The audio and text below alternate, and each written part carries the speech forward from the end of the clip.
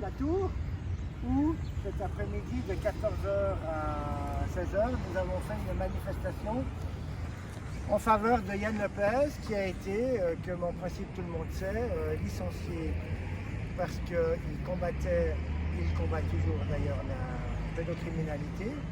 Et télévision suisse romande maintenant, parce que c'est un champ de bataille.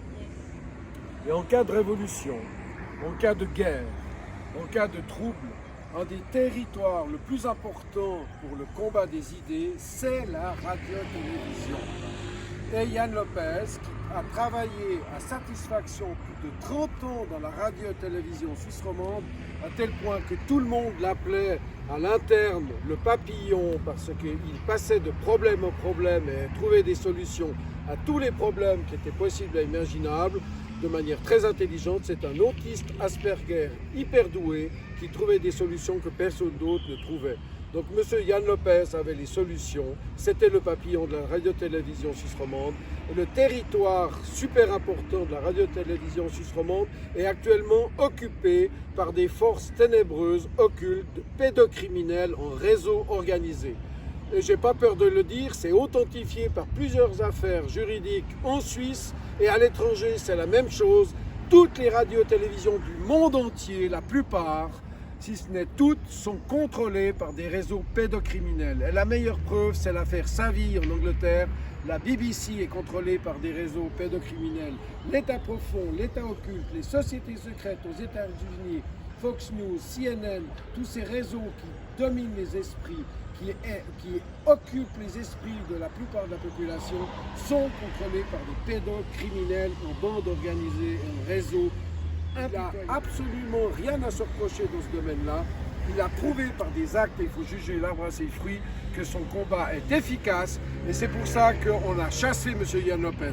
Et c'est une grave erreur, messieurs, d'avoir chassé M. Yann Lopez 2 fois par 2 licenciements, en abusant de son salaire, en le mettant au secret pendant 4 mois, de telle manière qu'il ne puisse pas payer son loyer, qu'il ait risqué de perdre son appartement, il a risqué de perdre toutes ses affaires, tous ses biens, il a risqué de perdre, et vous allez devoir payer, messieurs, d'avoir abusé d'un autiste Asperger handicapé.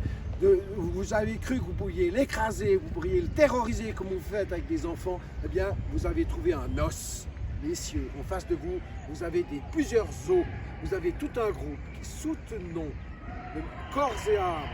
Jusqu'à la mort, nous soutenons M. Yann Lopez car il est innocent. Et c'est vous les coupables, c'est vous les pervers. Et nous allons prier pour vous, notamment dans des organisations sataniques ou lucifériennes. Vous rigolez et on accorde de l'importance à ces gens qui fabriquent des fausses preuves. C'est inadmissible. Uniquement le fait de vouloir faire respecter sur tout ce qu'il a déjà entrepris et tout ce qu'il va continuer à faire.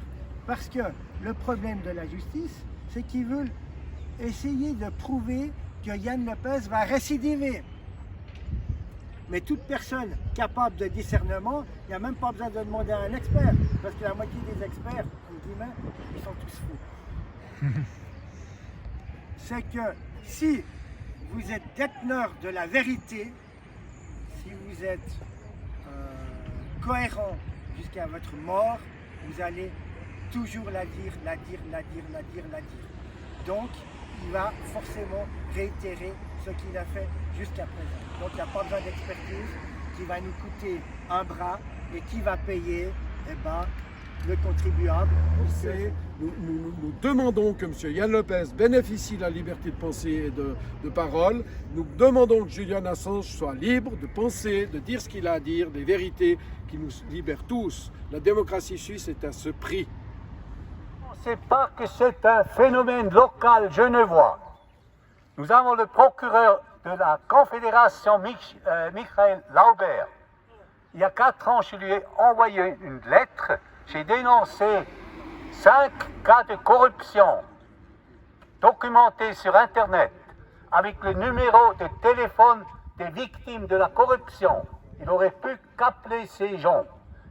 Et je l'ai appelé, M. Laubert, je l'ai appelé dans cette lettre l'ingénieur en chef de la corruption. Il n'a jamais réagi. Que M. Olivier Journeau a été au tribunal fédéral parce qu'on n'avait pas appliqué ces directives. Alors, vous voyez, je vous ai cité 2 cas, celui me concernant avec Yann, où les directives ne sont pas appliquées du tout, et c'est normal parce que ça dérange les systèmes. Par contre, quand ça dérange M. Olivier Journeau, alors là, il faut utiliser les deniers publics pour aller au tribunal fédéral pour qu'on fasse respecter ces directives.